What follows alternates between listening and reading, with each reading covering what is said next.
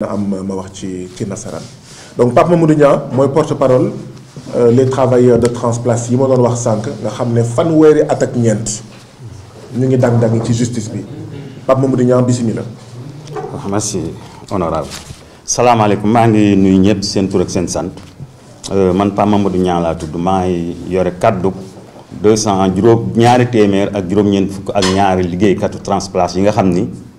Depuis le 31 juillet 1989 Samir Bourgi liggéeyloo ba mu neex mu dàq leen ñoom ñëpp ñu ni nag Sénégal kët ñu jàppoon ni Sénégal kët dëkku yoon la ñu dem tribunal ñu ni am ngeen dëgg ci moom ñu ne kon nag nañ leen a jéem a exécuter suñu décision de justice ndekete avant que ñuy di wut di xalaat di exécuter décision de justice bi Samir Bourgi sàcc na alal sàcc na matériel ba patrimoine ba jaay ko Mali ak Guinée te xam na ñëpp xam nañ ni patrimoine moom mooy gage droit travailleur en cas de problème xanaa loolu rek dayoon nañu jàpp Samir Bourgi tëj ko mais defuñu ko dañ ko bàyyi ñu ni nañ leen wuti leneen li mooy lan nañ leen ko attaqué moom en tant que personne physique ñu entamé benn procédure civile avant loolu sax liquidateur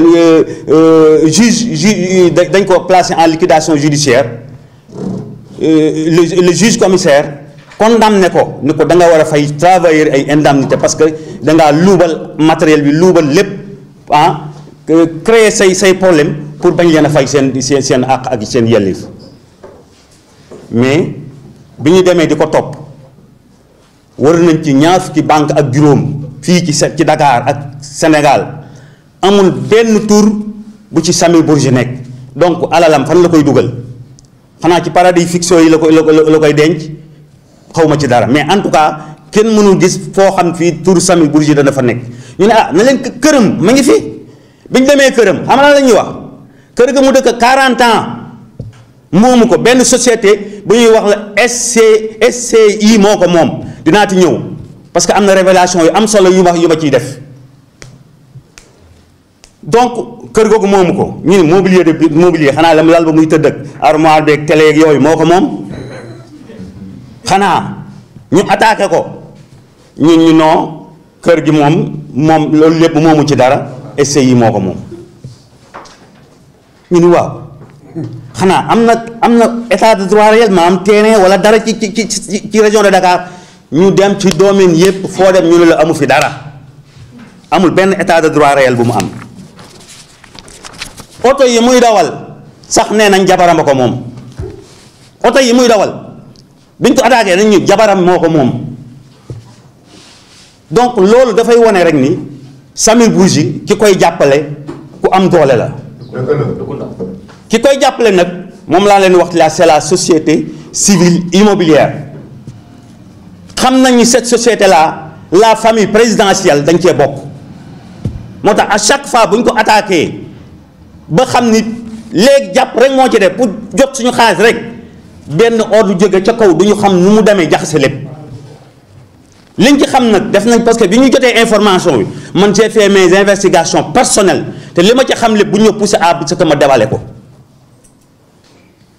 la société civile immobilière Samir Bourgi ci la bokk famille présidentielle ci lañ bokk bu ñu demee bay bëgg a jot suñu xaalis mooy nekk obstacle même conférence bi nga xam ne moom lañ mujj a def fii yaakaar naa ci lañ amee benn piste bu valable te toujours la société civile immobilière dafa nekk mooy les résidences totem bi nekk Mbour ñu am statut entreprise bi yuy wane ni Samir Bourgi am na 50% des parts sociales ñu attaqué ko benn juge parce que moom bi mu yégee ni xam nañ kii boobu dafa damay ñaan mais levé maanaam kenn du laal sama kii bu ko kenn laal tribunal parce que yëg nañ ni da koy bëgg a jaay waaw mais tribunal ni ko loolu mais levé boobu mënuñu ko accordeel daal dañuy defal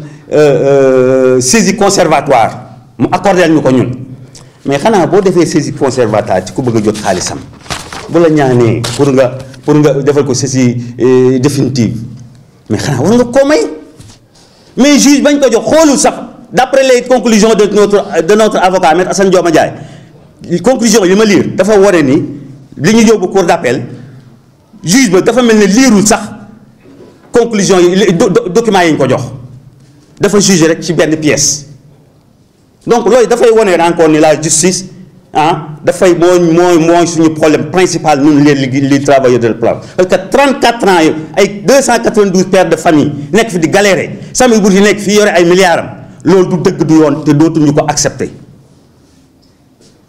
C'est pourquoi dañuy lancer appel au président de la République ni ko la société civile immobilière am boobu mooy suñu problème pour ñu jot suñu xaalis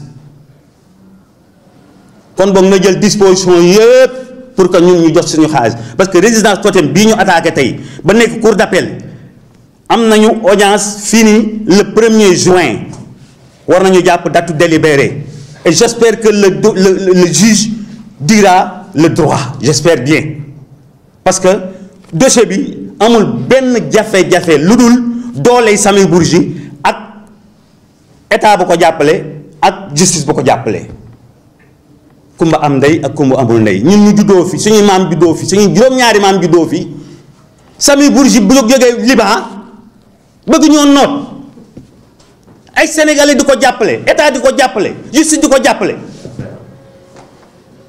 on ne peut plus l'accepter 34 ans de procédure dans un pays de droit loolu fan la am mbay maa mbay ñaam mi daf ñoo gën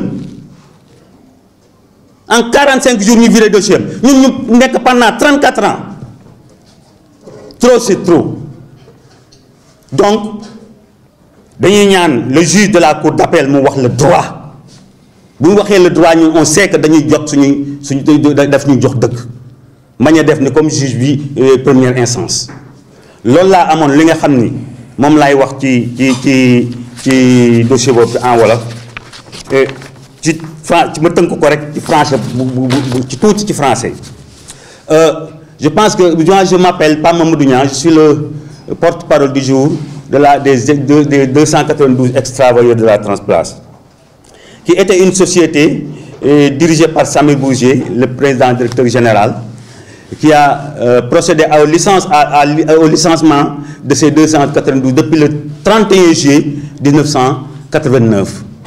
Donc jour pour jour, ça fait 34 ans.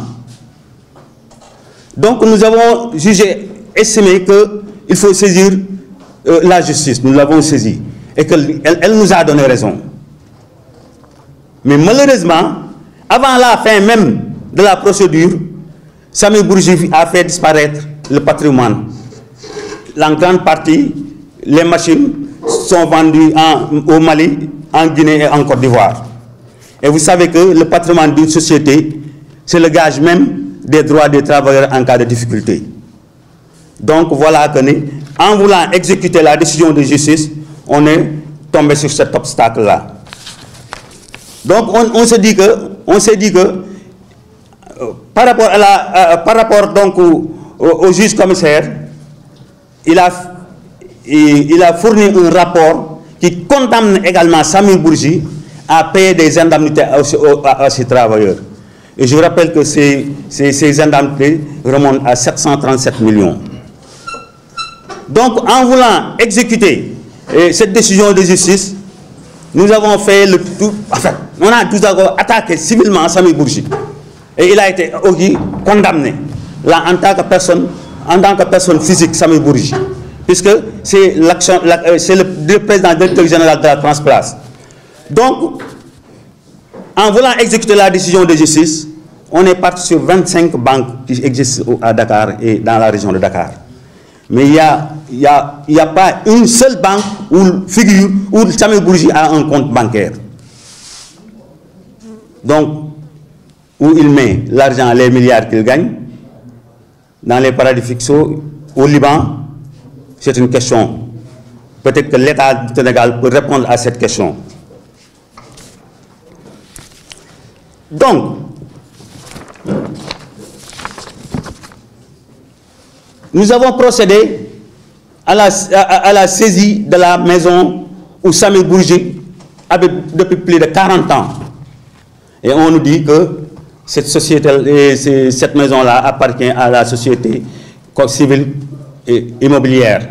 Je reviendrai là-dessus pour donner des révélations. Les voitures qu'il conduisait, on nous dit que ces voitures-là ne l'appartiennent pas. Ils appartiennent à sa femme. Le mobilier qui était au sein de la maison, les tables, les lits, etc., j'en passe, on nous dit également que c'est la société civile et commerciale qui a loué ça à Samy Bourgi. Même la chaise qu'il assis ne l'appartient pas. Dans quel pays sommes-nous? Nous avons fait le tour également de tous les domaines, mais pour avoir un état de droit réel pour Samir Bourgi. Mais dans la région de Dakar et dans la région de Thiès, Samir Bourgi ne détient aucun droit réel. Donc ça va encore poser un problème d'exécution de la décision de justice civile. Mais heureusement que lorsque nous avons tenu notre première conférence de presse ici, dans cette salle-là, nous avons une piste aujourd'hui qui peut nous donner espoir. Parce que c'est toujours, on a identifié les résidences totem, c'est toujours la société civile et commerciale va revenir dans ces résidences-là. Nous avons identifié que Samir Bourgi détient les 50%, les 50 parts sociales de ces résidences immobilières qui sont à Saly à Mour. Donc, on nous a dit qu'il préparait à vendre ses parts. Et nous avons sollicité une saisie conservatoire que le tribunal nous a accordée. Automatiquement, quand il a entendu ça, il a essayé il a demandé la main levée sur ces résidences totem. Mais malheureusement, pour lui, que le tribunal lui a refusé ça. Donc je pense que si tu as accordé une saisie conservatoire, la personne demande, ou l'entreprise, les travailleurs demandent une saisie définitive pour pouvoir rentrer dans leur fonds, je pense qu'il faut, c'est tout à fait normal que le juge leur accorde cette saisie définitive. Mais malheureusement, d'après les conclusions, parce qu'il nous a déboutés, d'après les conclusions de notre avocat, Maître Assane Dioma Ndiaye, le juge n'a pas jugé sur pièce. On ne sait pas pourquoi. Parce qu'il a regardé une seule pièce et il a jugé à partir de ces pièces, d'après les conclusions de Maître Assane Dioma Ndiaye. Maintenant, le 1er juin, ce sera l'audience définitive. Et que, Inch'Allah, la dernière audience où on va fixer pour délibérer le dossier. Et nous demandons au juge qui gère ce dossier de dire le droit. Et seulement le droit. Parce que nous savons que le dossier ne s'ouvre d'aucune ambiguïté. Sauf la puissance de Samir Bourgi, protégée par le couple présidentiel, protégée par la justice, et j'en passe. Pour revenir à la société civile immobilière, j'avais reçu une information qui fait état que le couple présidentiel a des parts dans cette société-là.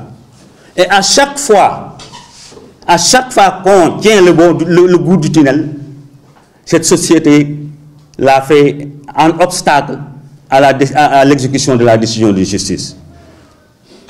Donc j'ai fait mes propres investigations. Et je sais que c'est le couple présidentiel qui a mis la main dans notre dossier. Et ce qu'on ne peut plus accepter. J'ai fait des investigations, je connais beaucoup de choses dans ce dossier-là. Et qu'on ne m'oblige pas à faire des révélations aussi. Si on ne règle pas nos droits, on est obligé de dire toute la vérité sur cette société-là, parce qu'on a fait toutes les investigations nécessaires et que nous avons gardé ça.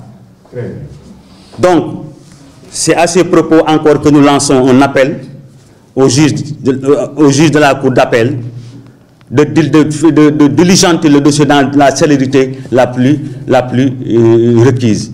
Parce que ces 292 pères de famille, des veuves, des orphelins, qui sont en détresse pendant plus de 34 ans, je dis 34 ans.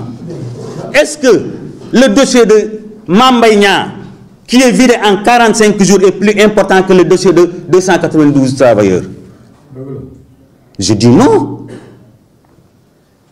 C'est parce que peut-être Mame Mbaye Niang est un ministre de la République, il est proche du président de la République, il est proche des autorités étatiques, que son dossier est vide, et que les Niaouyaï, comme les travailleurs de la place, courent derrière le droit pendant plus de 34 ans.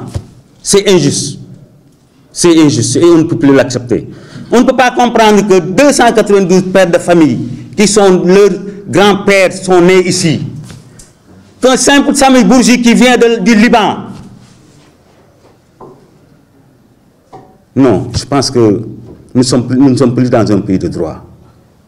Nous ne sommes plus dans un pays de droit. Donc, on exhorte la justice. On exhorte la justice à dire le droit. Uniquement le droit. Je sais que le dossier ne souffre d'aucune ambiguïté. Et si le droit est dit, je sais bien en âme et conscience que nous avons rentré dans nos fonds. Je vous remercie. Jërëjëf Mamadou Niang ñu jox kàddu gi Abdoulaye Sow après Abdoulaye Sow suñu mbokk Excaf Télécom ñoo nar a jël kàddu gi.